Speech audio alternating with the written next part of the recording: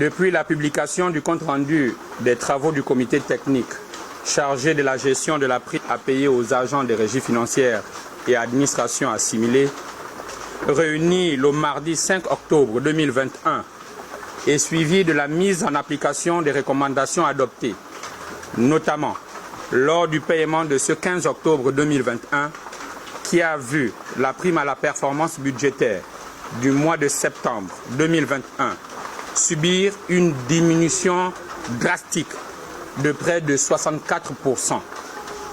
Le climat social au sein des régies financières et des administrations assimilées connaît une hausse de température, symptôme à la fois d'un malaise profond et du mécontentement général engendré par la gestion opaque de cette crise par le gouvernement.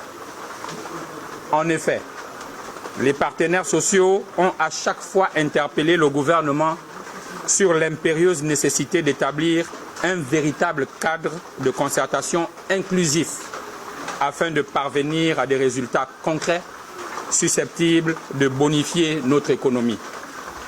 Malheureusement, et c'est peu de le dire, nous nous sommes toujours heurtés au silence et au mépris, accompagnés d'un tourloupe traduisant un refus du dialogue proche de l'isolationnisme. La Fédération des collecteurs des régies financières n'a eu de cesse de marteler que les membres du gouvernement ayant unilatéralement rédigé puis fait signer les 2 décrets au président de la République, chef de l'État, l'ont délibérément induit en erreur. En juillet 2020, nous demandions la publication des résultats des audits du fichier des primes et du personnel réalisés en 2018, lesquels audits ont relevé au grand jour de grossières anomalies à fort impact financier sur l'enveloppe des primes, révélatrices de l'existence de doublons, de triplons, mais aussi des retraités et d'agents décédés. Ces anomalies généraient d'importantes économies à cette enveloppe des primes, devenue insoutenable au regard du montant mensuel alloué à celle-ci. Jusqu'à ce jour, le gouvernement a complètement fermé les yeux sur ces dysfonctionnements, préférant ainsi perpétuer le paiement d'une enveloppe des primes insoutenable que de nettoyer le fichier de chaque administration bénéficiaire de la dite prime. Mieux, nos administrations ont continué de recruter au mépris des instructions des plus hautes autorités du pays et de la note circulaire numéro 000-709-PAB-CAB-PMCG du 11 décembre 2020 relative à la suspension du recrutement de la main-d'œuvre de l'État. En examinant minutieusement les différentes lois de finances de 2018 à 2021, une prévision annuelle de 15 milliards de francs CFA y est consacrée au titre 2 des dépenses personnelles dont les primes et indemnités des fonctionnaires.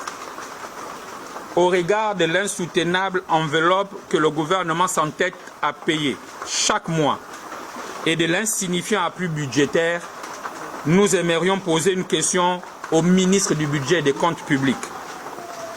Comment procédez-vous pour payer chaque mois ces primes aux régies financières et administrations assimilées?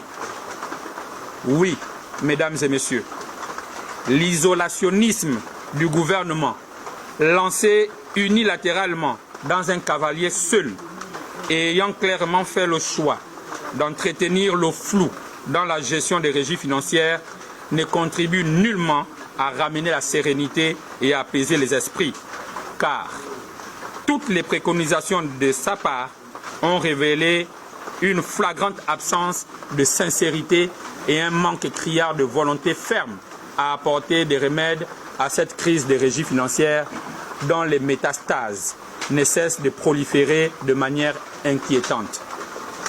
Mesdames et messieurs les membres du gouvernement, cela vous honore-t-il de voir les agents des régies financières réduits à la peu enviable condition de clochards mordus par la précarité? Sachez, au cas où il vous aurait échappé, que l'opacité de votre gestion des régies financières est le gage assuré et contre-productif de la démobilisation et de la démotivation des agents. Relâchement très nuisible à la collecte des ressources budgétaires de notre pays. Hélas, votre gestion du mouvement d'humeur des régies financières est bien contraire à l'autorité que vous êtes censé incarner. Car l'autorité, venant du mot latin autoritas, signifie avoir la capacité de faire grandir. Lorsque vous affichez tant d'indifférence face à la préoccupante situation des régies financières, nous aidez-vous à grandir? Non, certainement pas. Madame le Premier ministre, chef du gouvernement, en date du 18 octobre 2021, la Fédération des collecteurs des régies financières a déposé à votre cabinet un mémoire pour réplique avec des propositions alternatives pour parvenir à trouver des solutions à cette crise. Nous avons proposé une alternative au gouvernement, soit le retour aux fondamentaux en cassant le pot commun avec une autonomisation des administrations et une contractualisation des objectifs.